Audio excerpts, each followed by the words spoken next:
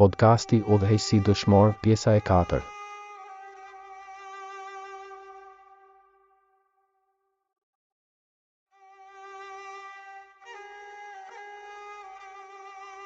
A mund të njihet një udhëheqës politik vetëm përmes këndvështrimit të popullit të vendit të tij?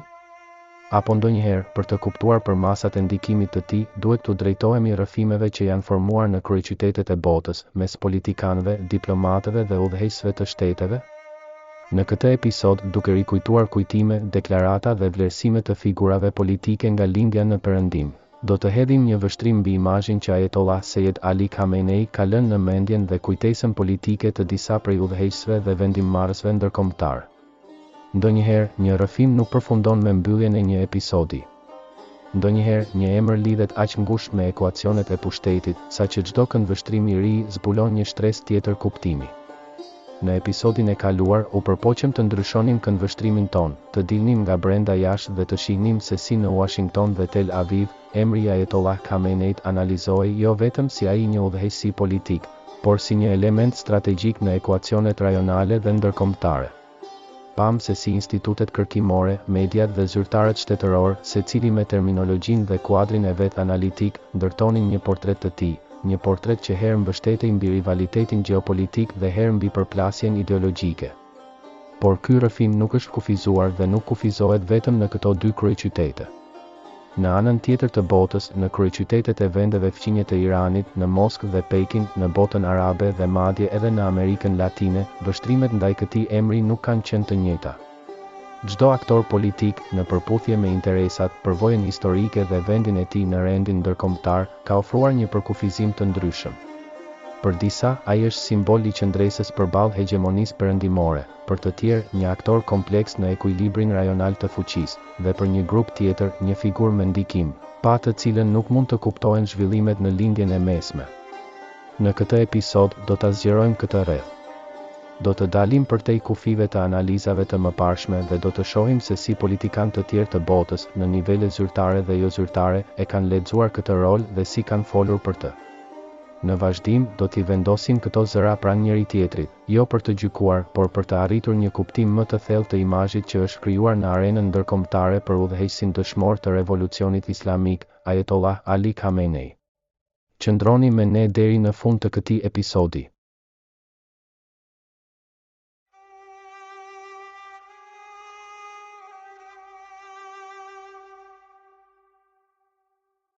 Ndër rrëfimet që janë transmetuar nga takimet e politikanëve botëror me udhëheqësin e Republikës Islamike, një nga më të njohurit lidhet me Vladimir Putinin, presidentin e Rusisë, një takim i zhvilluar në muajin tetor të vitit 2007, i cili edhe vite më vonë vazhdon të përmendet në qarqet politike dhe mediatike. Vladimir Putin, presidenti i atëhershëm i Rusisë, mbërriti në Teheran për një vizitë zyrtare, një vizitë që tërhoqi vëmendjen e analistëve për shumë arsye. Ishte hera e parë, pas 3 dekadash nga revolucioni islamik, që një president rus vizitonte Iranin, një udhëtim që u konsiderua shumë më tepër se sa një takim i zakonshëm diplomatik. Putini njihet në arenën ndërkombëtare si një politikan që respekton me përpikëri protokollet diplomatike, një figurë e disiplinuar, e cila rrallë largohet nga rregullat zyrtare. Megjithatë, përpara kësaj vizite, ai kishte pyetur disa herë nëse në program ishte parashikuar një takim me udhëheqësin e Republikës Islamike të Iranit. Më në fund, ky takim u zhvillua. Gjatë bisedës, Ayatollah Khamenei u referua disa kapitujve të historisë së Bashkimit Sovjetik dhe madje edhe periudhave më të hershme, çështje historike që ishin të panjohura për presidentin rus. Thuhet se pas përfundimit të këtij takimi, disa zyrtarë të diplomacisë vunë re një ndryshim në sjelljen e Putinit. Këtë herë, ndryshe nga praktika e zakonshme, ai nuk ja përcolli mesazhin përmes ministrit të jashtëm, por personalisht i kërkoi ministrit të jashtëm të atëhershëm të Iranit që patjetër të vizitonte Rusinë, në mënyrë që bisedimet të vazhdonin. Por ndoshta pjesa më interesante e këtij rrëfimi ndodhi pas kthimit të Putinit në Moskë. Mes pyetjeve të gazetarëve, njëri prej tyre e pyeti se cila ishte përshtypja e tij për udhëheqësin e Republikës Islamike të Iranit. Putini u përgjigj me një fjali që më pas u citua shumë herë në media. Ai tha: "Unë nuk e kam parë Mesin, por kam dëgjuar dhe kam lexuar përshkrimet e tij në Ungjil, Mesin e pashtë të udhëheqësit i Iranit."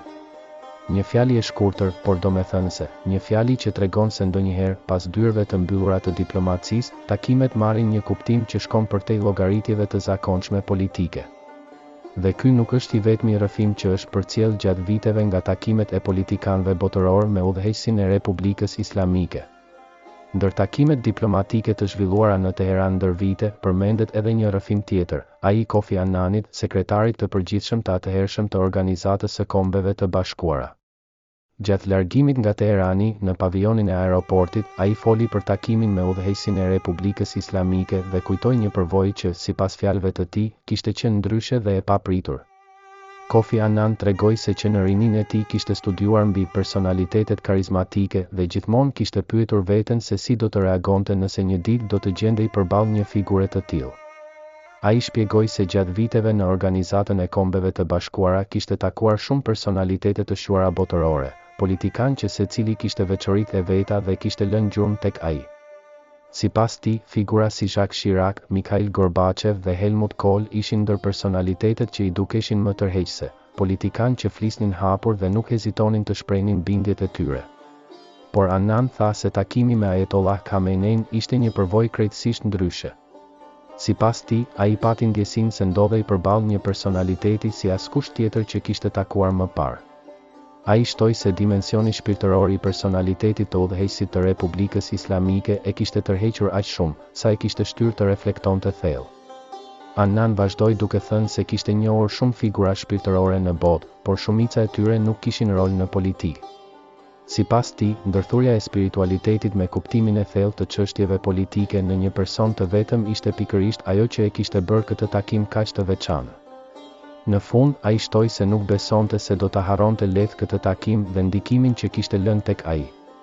Fjalia që Kofi Annan tha pas atij takimi nuk ishte vetëm një përshtypje personale. Gjatë viteve, edhe figura të tjera të diplomacisë botërore kanë rrëfyer përvoja të ngjashme nga takimet e tyre me Ayatollah Khamenein.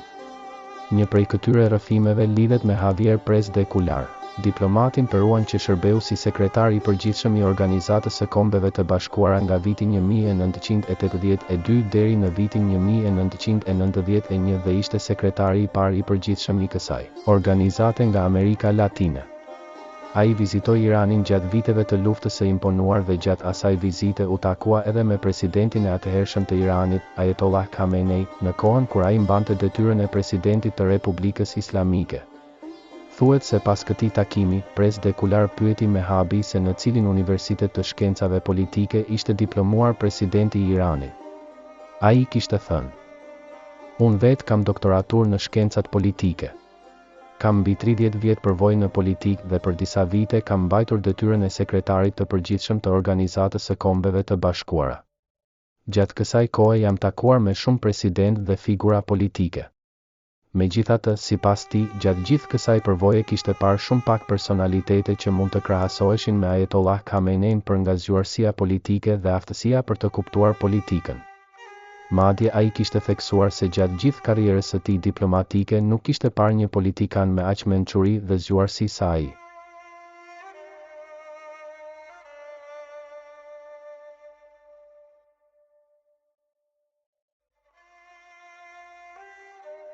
Vite më vonë, në një etapë tjetër të zhvillimeve rajonale, një tjetër takim tërhoqi vëmendjen e mediave botërore. Në vitin 2019, Shinzo Abe, kryeministri i atëhershëm i Japonisë, mbërriti në Teheran në një vizitë të pazakontë, e cila u ndoq me vëmendje nga vëzhguesit politik për shumë arsye. Gjatë kësaj vizite, përveç takimeve zyrtare me drejtuesit iranian, Abe ishte edhe bartës i një mesazhi nga Donald Trump, presidenti i atëhershëm i Shteteve të Bashkuara të Amerikës, për udhëheqësin e Republikës Islamike të Iranit. Në kuadër të kësaj vizite, ai u takua edhe me Ayatollah Khamenein, një takim që pati jehon të gjerë në mediat ndërkombëtare. Thuhet se pas këtij takimi, Shinzo Abe, në një bisedë me një nga gazetarët që e shoqëronte, kishte thënë: "Pata mundësinë ta takoj ballë për ballë udhëheqësin e nderuar të Iranit dhe të dëgjoj bindjet e tij për paqen. Këto bindje përbëjnë një hap të rëndësishëm përpara për garantimin e paqes dhe stabilitetit në këtë rajon." Këto fjalë u thanë në një kohë kur vizita e Abes në Teheran zhvillohej në një atmosferë tepër të ndjeshme të marrëdhënieve rajonale dhe ndërkombëtare. Rrethana që bën që ky takim të shihet nga analistët si shumë më tepër se sa një takim i zakonshëm diplomatik. Me kalimin e viteve, rrëfimet për takimet dhe përshtypjet e politikanëve rreth Ayatollah Khameneit nuk mbetën vetëm në kujtimet diplomatike. Pas martirizimit të tij, u publikuan reagime të shumta nga figura politike të rajonit dhe të botës, mesazhe që secili, nga këndvështrimi i vet, i referoheshin rolit dhe pozitës së tij në zhvillimet politike dhe në botën islame. Ndër këto reagime, një numër figurash politike nga Afganistani publikuan mesazhe ngushëllimi për martirizimin e udhëheqësit të Republikës Islamike të Iranit. Salahuddin Rabbani, udhëheqësi i Partisë Xhamiat e Islamit të Afganistanit, në mesazhin e tij e cilësoi martirizimin e Ayatollah Khameneit si një humbje të madhe për umetin islam.